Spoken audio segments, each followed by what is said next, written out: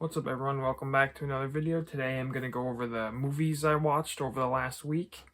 If you're new to this, essentially I just go over the different movies and TV shows I've watched over the week. This video is designed to be more casual, less edited, so you can get a better idea of who I am. And overall I enjoy making videos like this more. It's just me talking about movies, different movies I've watched, and make sure in the comments you share what movies you watched this week, especially if there's any movies you liked or disliked. I'm always curious about that. Anyways, if you enjoyed the video, don't forget to like, comment, subscribe. It's a big help. Anyways, let's get into it. So on Tuesday, I watched Dawn of the Planet of the Apes. I have this big 50 years of Planet of the Apes set, Blu-ray set. It comes with the later 3 on 4K, the new trilogy that came out recently. And overall, the set's actually pretty nice. It has 9 movies in there. All digital codes as well.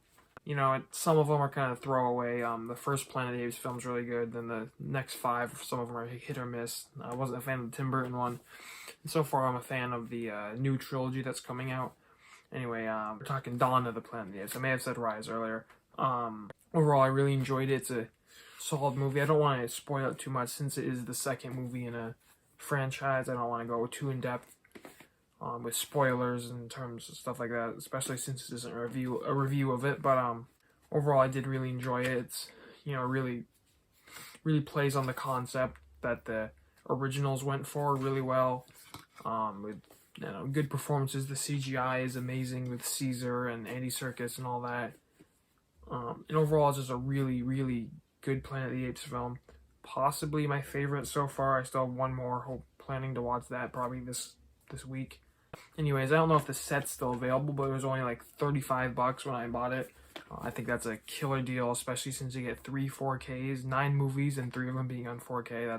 You can't go wrong there.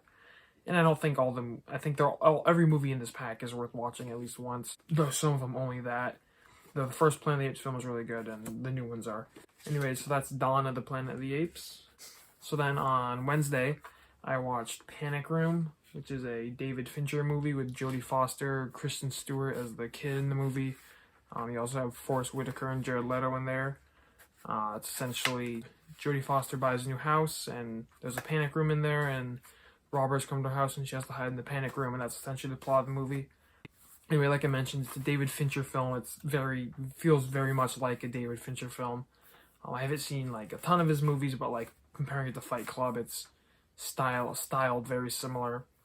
And I watched it on the DVD because I'm pretty sure there's not a Blu-ray for it. If I remember hearing that. It's just a generic like slipcover kind of thing. I thought the movie was actually pretty good for a like kind of horror thriller-esque movie. With, you know, Jodie Foster with a good lead, with a good performance in there, and just good tension and good emotions, and it played on the concept very well. As you'd expect from someone like David Fincher, who's just obviously a great director.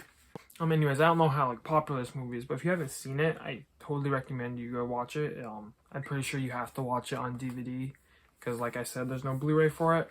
But it certainly deserves a Blu-ray. But yeah, I don't think the DVD is all that expensive. I think I got this maybe online. I may have bought it at like a Goodwill, but it was maybe off eBay. But it's certainly a good movie, and you should definitely check it out if you haven't seen it. It's definitely worth a watch.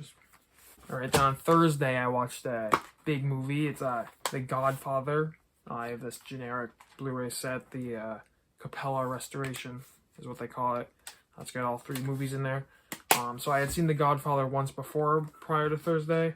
A few years ago, I watched it on Netflix, and I was kind of like, you know, obviously it's a good movie, but I wasn't crazy about it. Then I watched it this Thursday, and it's amazing. It's, you know, it's just like everything this movie does well. It's perfect. You know, the performances are great, the tension is great, the plot is phenomenal. It's just everything about this movie is perfect.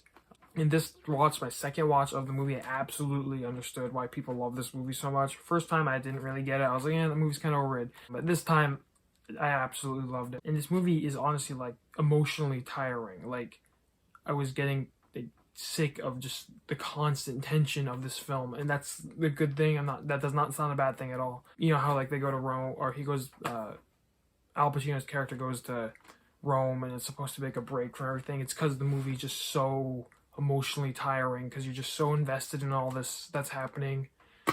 It's just one of the best mob movies ever made. And I've never seen Godfather Part 2 or Part 3, so I'm certainly excited to check those out.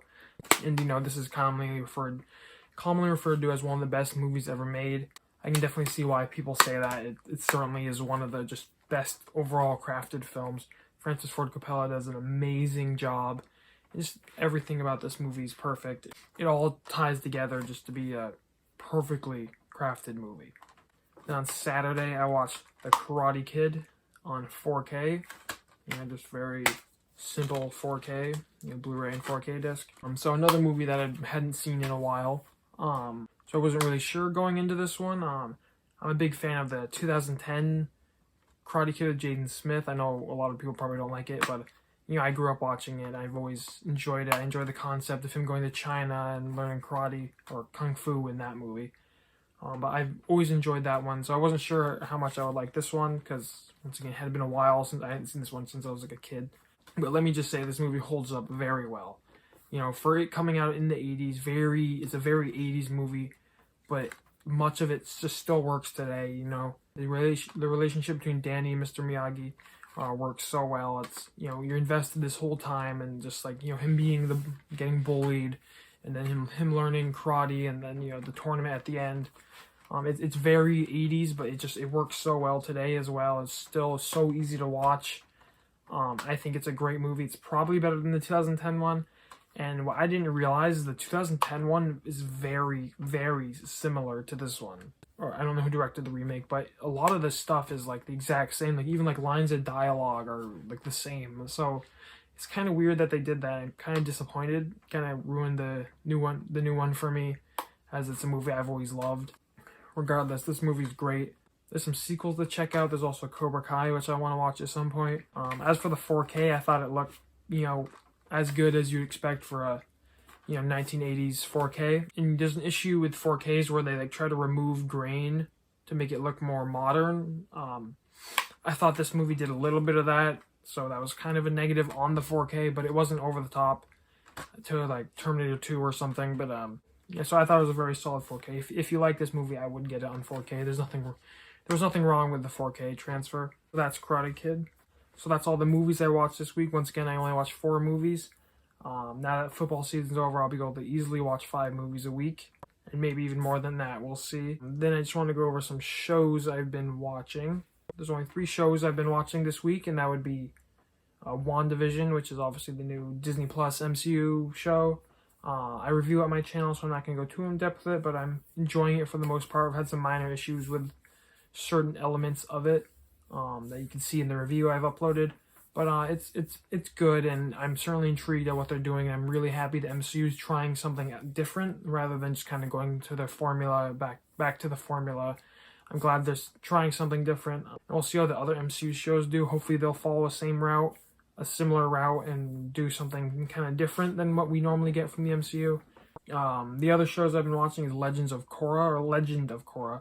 I've been watching that on Netflix. It's my first watch through of that show. Obviously, I say it every time. I absolutely love Avatar: The Last Airbender. I grew up watching it. Every single time I watch that series, I love it much more every single time. And so watching Legend of Korra, kind of disappointing. I reviewed season 1. If you want to check that out, I'm gonna be hopefully talking a lot of Avatar and Legend of Korra. It's certainly something I have a lot of opinions on. But I've been watching season 2 over the last week, and it's pretty rough at times. I'm definitely gonna get a review up for that, but I'm not a big fan of what they've done with it. And so far, season 2 is significantly worse than season 1. So we'll see how the show goes. There's 4 seasons. Hopefully season 3 will be a bit better. I haven't finished season 2 yet. It could get better, but it's not looking good so far. And then the last show I watched is another show I'm going to be doing a review for. That's going to be Vikings on Amazon Prime.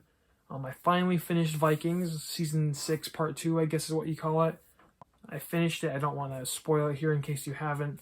But I thought the finale was great. I thought the entire last season was, ended on a high note. And you love to see that from a TV show that just, they get it right for the end. And That's so important for a TV show to kind of solidify its greatness, is just, finish strong, and I think Vikings did. As for the show overall, if you haven't watched Vikings and you're into kind of medieval historical things, absolutely go check it out.